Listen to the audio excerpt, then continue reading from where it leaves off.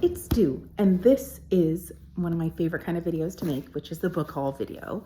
So I went to it was the St. Vincent de Paul in Portland, where I am now traveling, and I always find both great books at St. Vincent de Paul, but also great deals in the ones in the city where I live or near the city where I live.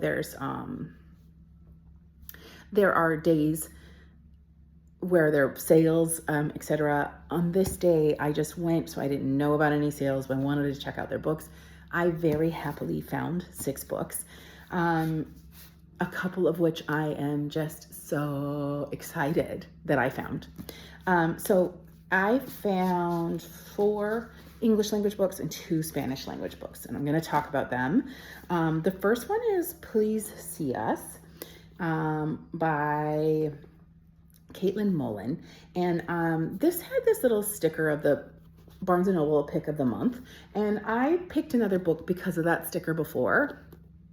Yeah, it was Sing Her Down, and I loved that book. I love that book, and I think that book didn't get as high of sort of ratings or in the reviews as I would have expected. So because of this, I said, okay, they did me right before in a random pick, so I'm gonna pick this. This looks like it. This is crime thriller mystery.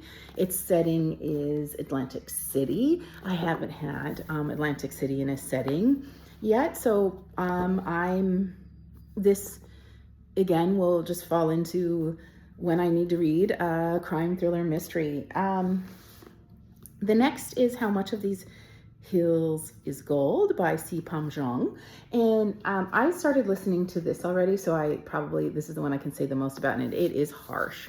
It's very much landscape and survival of 2 young siblings in what is like the twilight of the gold rush America, and the conditions of their lives are very, very harsh, and the conditions of the landscape are very, very harsh.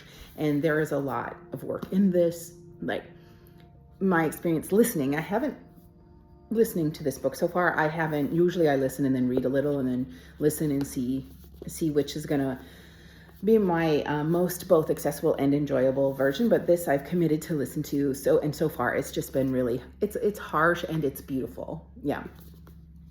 The next book is part of a series, and it's funny that I found another book in a series because, well, I just finished reading books that are part of the series as my last TBR, but never you mind, because I'll always make space for Louise Erdrich. And this Louise Erdrich is Chippewa, I believe, and absolutely an American darling. She writes great books, and Four Souls, again, I think it's later on in the series, but it's going to be historical fiction. I believe we're going to be set in what is now, and maybe even in the book, Minnesota, North Dakota. The next book I found at St. Vincent de Paul is Dear Edward by Anna Napolitano, and this has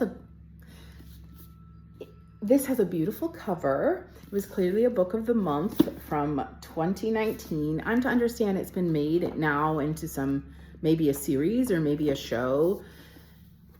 This follows the life of people. They get on a plane, the plane crashes, and then there's one survivor. The little blurb at the end, sort of the summary, it says, Dear Edward is at once a transcendental coming of age, a multi-dimensional portrait of an unforgettable cast of characters, and a breathtaking illustration of all the ways a broken heart learns to love again. And I mean, right? I'm in. I have high hopes for this book, just based on that blurb. I love cast of characters. I love coming of age. Speaking of coming of age, my first Spanish language book is Yo no soy tu perfecta hija mexicana.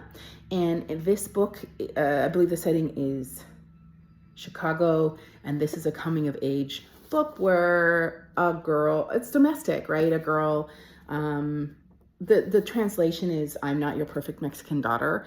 And so where this girl is going to, come into there's going to be some age conflict. There's probably going to be some cultural conflict because she's growing up in Chicago and Trey's trying to figure out how to be, a member of this family, and letting go of some of like whatever the idea of the perfecta hija mexicana is.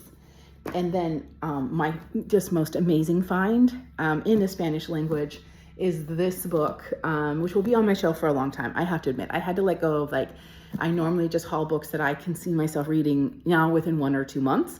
But this one might be there for a while, as it is a very big book. And as it is something that I'm going to be like, oh, I don't want to let go of you. Anyway, it's El Juego del Ángel. This is Carlos Ruiz Zafón. And, The Angel's Game is most likely what the published English translation is. I didn't look it up. But this was published in 2020, and this is lies. This was not published in 2020, 2008.